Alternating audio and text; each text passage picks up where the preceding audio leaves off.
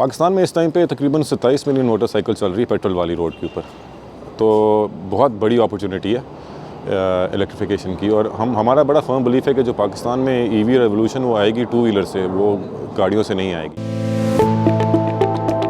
पाकिस्तान में electric bikes का रुझान बढ़ता जा रहा है। कहा जाता है कि ये ना सिर्फ माहौल दोस्त हैं बल्कि काफ़ी ज़्यादा पॉकेट फ्रेंडली भी हैं। आइए जानते हैं कि ये कितने ज़्यादा पॉकेट फ्रेंडली हैं और लोगों का रुझान क्यों बढ़ रहा है। तो हम काफ़ी अर्से से इनको रिसर्च कर रहे थे। वी सॉ कि पाकिस्तान में सर्टनली एक अपॉर्चुनिटी है, इवन बिफोर पेट्रोल प्राइसेस ज़्यादा हुई थी, एक बहुत बड़ी अपॉर्चुनिटी है जहाँ पे इलेक्ट्रिफिकेशन ड्राइव हो सकती है।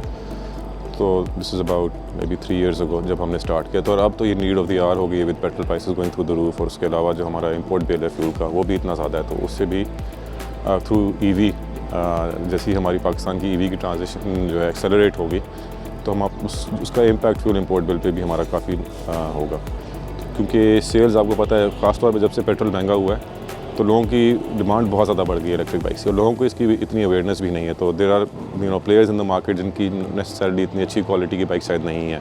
वी टेक प्राइड कि जी हम जो चीज़ बेच रहे हैं उसकी क्वालिटी पे हम बहुत ज़्यादा फोकस करते हैं। तो एक तो ये आलूदगी में इनका इम्पैक्ट कोई नहीं है, कोई एयर पोल्यूशन नहीं करती, इनकी आवाज़ भी नहीं होती, तो कोई नॉइज़ पोल्यूशन भी नहीं है। आपने चला के भी अभी देखी होगी कि ये गुजर जाती है पता भी नहीं लगता। तो ये ऑब्वियसली इसके एडवांटेजेस हैं। इसके अलावा ये है कि बड़े मज़े की राइड होती है, स्मूथ राइड होती है, बहुत हाई एक्सेलरेशन होती है इनकी। तो उस सेंस में ये it's very interesting to drive. ये कहना कि पेट्रोल वाली अच्छी नहीं होती और ये वाली अच्छी होती है, ये मेरे ख्याल से थोड़ा गैर मुनासिब होगा। पेट्रोल वाली बाइक्स सालों से बल्कि डेकेड से चल रही हैं पाकिस्तान में, लेकिन अभी उनके अंदर जो दो मेजर इशूज़ हैं, एक तो एनवायरनमेंट फ्रेंडली बिल्कुल भी नहीं है ये बाइक्स, और दूसरा बड़ा मसला ये है कि जी पेट्रोल बहुत ज़्यादा एक्सपेंसिव हो गया। तो वो एक natural transition is just waiting to happen.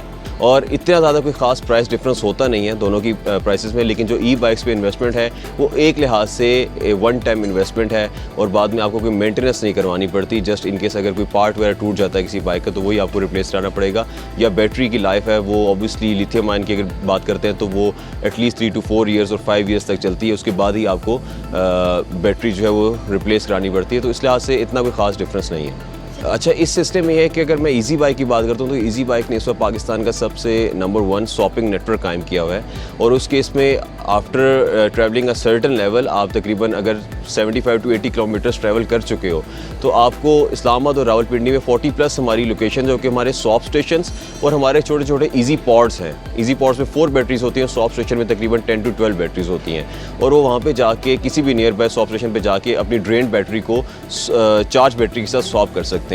और तकरीबन उसकी जो रेंज है 1 चार्ज में तकरीबन वो 75 to 80 किलोमीटर्स ट्रैवल करेगा।